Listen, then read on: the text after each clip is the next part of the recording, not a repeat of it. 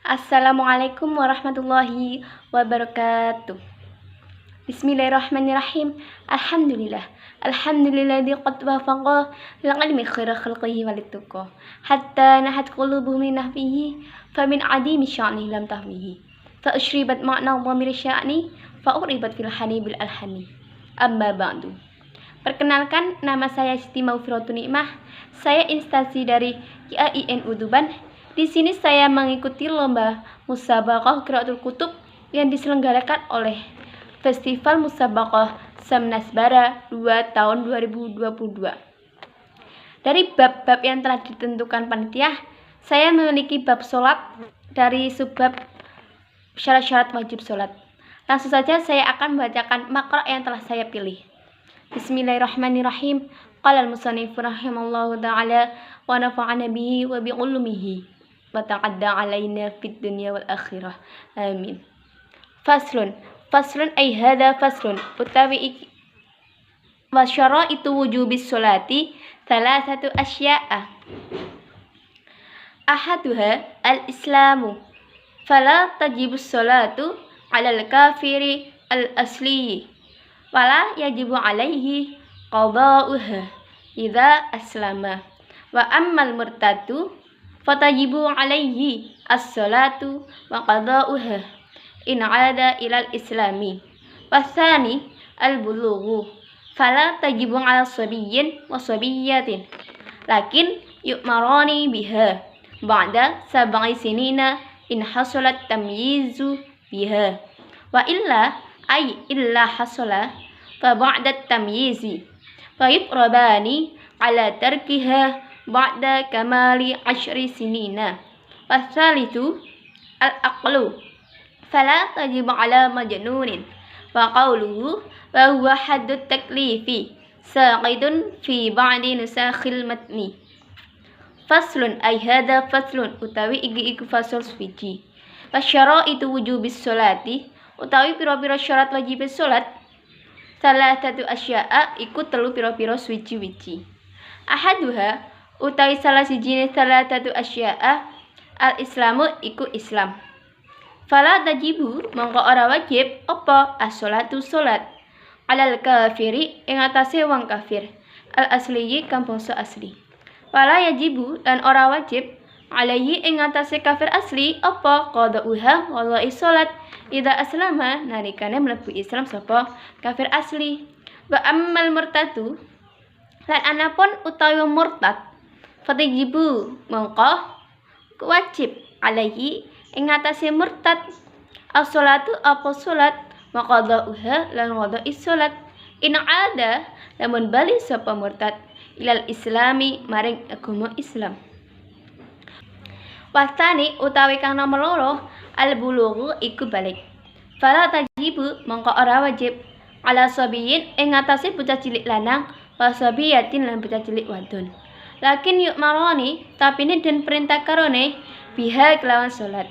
Ba'da sab'ai sinina ing dalem sause umur 7 tahun. In hasala lamun hasil apa at-tamyiz tamyiz biha kelawan salat. Wa illa ay illa hasala lan angin durah hasil apa tamyiz fa ba'da tamyizi mongko sawise tamyiz wa itrabani lan den kepuk karone ala tarkiha ing atase ninggal salat ba'da kamali 10 sinina ing dalem sause sampurnane umur 10 tahun. Wasalitu utawi kan nomor 3 al-aqlu iku anduani akal. Fala tajibu mongko ora wajib salat ala majunine ing atase wong gendeng. Wa qalu hulan dawe musonef bahwa haddut taklifi yaiku dawe bahwa haddut taklifi saqitun iku gugur fi ba'di nusakhil matni ing dalam setengah naskah matan. Dari keterangannya yaitu pasal ini menerangkan beberapa syarat wajib sholat. Syarat wajib sholat itu ada 3. Yang pertama yaitu Islam, beragama Islam. Maka orang kafir asli itu tidak wajib sholat. Oleh karena apa? Dia tidak beragama Islam atau non-muslim. Tetapi orang kafir asli itu wajib sholat apabila dia sudah masuk Islam. Tetapi selama dia kafir, sholat yang telah ditinggalkan selama dia kafir, dia tidak wajib untuk mengqadainya. Sedangkan bagi orang murtad Apabila dia masuk Islam kembali, maka sholat yang telah ditinggalkan selama dia murtad, dia harus mengodoinya ketika dia kembali dan sholat, diwajibkan sholat. Misalnya dalam kasus seperti ini, apabila ada seseorang umur 1-20 tahun dia beragama Islam, kemudian 21-24 dia murtad dan kembali lagi ke Islam umur 25 tahun, maka yang umur 21-24 dia wajib mengqodhoinya. Selama 4 tahun dia mempunyai hutang sholat. Nah, kapan mengqodhoinya? Ketika dia sudah masuk Islam, dia wajib mengqodhoi sholat tersebut yang telah ditinggalkan selama dia murtad, dan wajib sholat ketika sudah beragama Islam kembali. Syarat-syarat yang kedua yaitu balik. Maka tidak wajib bagi anak kecil laki-laki maupun anak kecil perempuan. Kenapa? Karena belum balik. Lah, balik sendiri itu ada terperinciannya, yaitu jika setelah umur 7 tahun, maka dengan ketentuan umur 7 tahun itu, dengan ketentuan dia sudah tamyiz, maka diwajibkan atau dibiasakan untuk bersolat, untuk sholat. Jika setelah umur 10 tahun, genap 10 tahun, keduanya itu wajib dituntut untuk sholat. Jika meninggalkan sholat, maka keduanya itu boleh dipukul, tetapi tidak membahayakan ya pepukulannya. Jika ada di umur 7 tahun, tapi di antara keduanya itu belum tamyiz, maka sesudah tamyiz baru diwajibkan untuk sholat. Apa itu pengertian tamyiz? Tamyiz itu banyak pengertiannya ya. Salah satunya tamyiz itu bisa mandiri, misalnya bisa istinja sendiri, mandi sendiri. Yang ada pendapat lain yang mengatakan bahwa tamyiz itu bisa membedakan mana yang hak dan mana yang batil. Tuh.